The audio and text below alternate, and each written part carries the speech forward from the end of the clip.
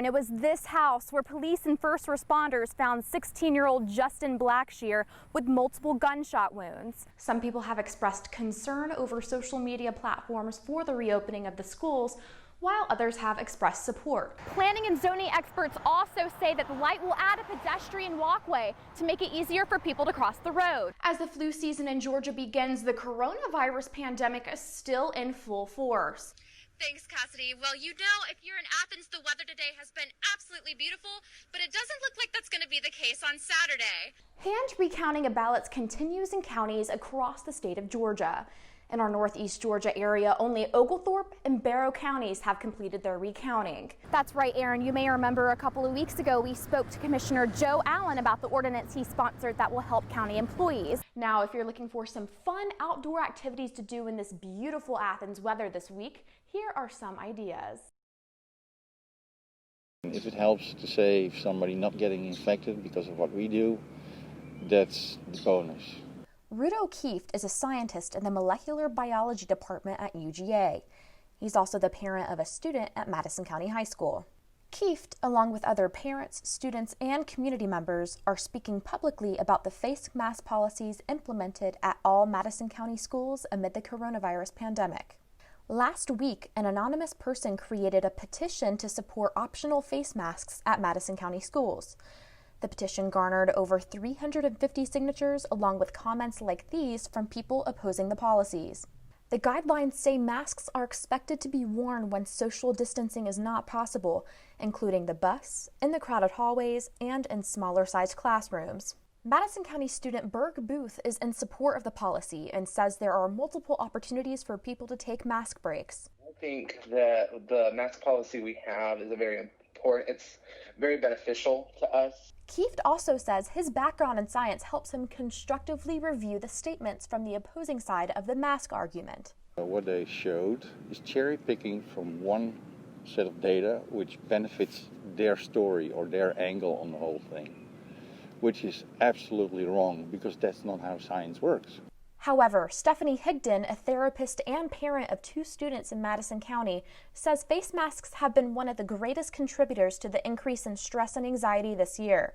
It is not helpful, and it is causing emotional and mental health harm and damage to our students. Madison County Superintendent Michael Williams did not comment on the community-wide conversation, but he did say that the guidelines are currently under review. I think they've done the best they could with the information they had to get schools reopened, but I think they really seriously need to revisit the stringency of the policies. A board meeting has been scheduled for the public to discuss the safety protocols next Tuesday. Jenna Maddox, Grady News Source. From the courtroom to cupcakes. It's another busy day for Athens Clarke County Assistant District Attorney Austin Jackson. Along with his career at the courthouse, Jackson also owns Cakesmith, his home baking business. What I like to do is kind of bring my passion for food and just my interest in combining different flavors to baking. Jackson says he discovered his skill for baking during his time in law school. As time went on, Jackson began cooking and baking for his coworkers. Soon after, his colleagues began encouraging him to start his own business. I'm like salivating just thinking about it. One person in particular is Tori Goff, a fellow coworker of Jackson's at the DA's office. She is one of Jackson's most frequent customers. They were chocolate and they were insane. You can tell that he pours his heart and soul in everything that he does, including his work, and then it also kind of migrates over to his business, his Cakesmith business now. Once Jackson received his cottage food license from the Department of Agriculture that would allow him to sell food items from his home, along with some other certifications, Cakesmith began. These are done. Although having a full-time job along with a side business can have its challenges, Jackson says they balance each other out. Comes out clean. They're ready. I'm getting to come home and bake and just not worry about anything correlated, but just do something that I really love to do. It's very therapeutic. It's a matter of like taking off the suit and tie, putting on the apron, and starting my second job with Cakesmith. Jenna Maddox, Grady News Source. It's a weekday afternoon in the spring on the University of Georgia's Athens campus. Normally, the sidewalks would be bustling with students during class change, and the streets would be filled with cars and campus buses. But since the arrival of the novel coronavirus pandemic, the spring 2020 semester at UGA is unlike anything in known history.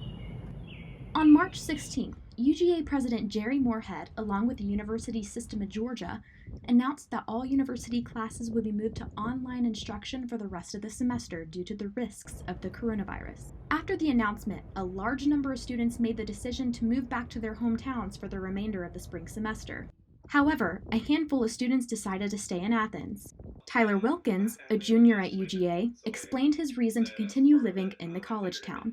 I decided to not go back home now just because my parents are relatively healthy, but I do worry, if they were to get sick, I don't want to think I'd be the reason that they did. Many students have stayed in Athens because they've become used to living independently, including UGA senior Chris Ferguson. He explains how Athens has become much more different since the statewide shutdown. It's really difficult because there's places that I love to go to and that I go to regularly, like downtown places like Walker's, coffee bars, Starbucks downtown. Those are the places that I really enjoy going to, and I can't do it now, so I have to stay in the house or find other means to sort of relax and study or do whatever I have to do. However, throughout all of the changes, many students are trying their best to stay positive. I try to tell myself that this is only a temporary thing. It's not gonna last forever. We're gonna all get through it. We just have to sort of look out for each other right now. Jenna Maddox, Grady News Source.